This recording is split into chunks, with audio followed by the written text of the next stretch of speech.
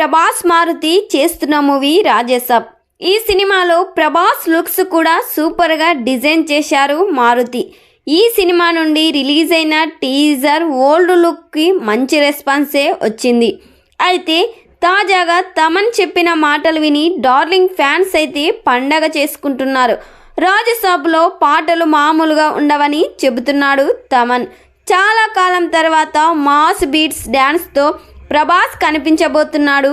Item song, duet song, ముగ్గురు హీరోయిన్స్తో mass song Rajasaab అదిరిపోతుందంట. ఆల్రెడీ ఈ సినిమా షూటింగ్ 80% కంప్లీట్ చేసుకుంది. హర్రర్ కామెడీలో ప్రభాస్ గెటప్స్ కూడా అదుర్సనేలా ఉండబోతున్నాయని మేకర్స్ తెలిపారు.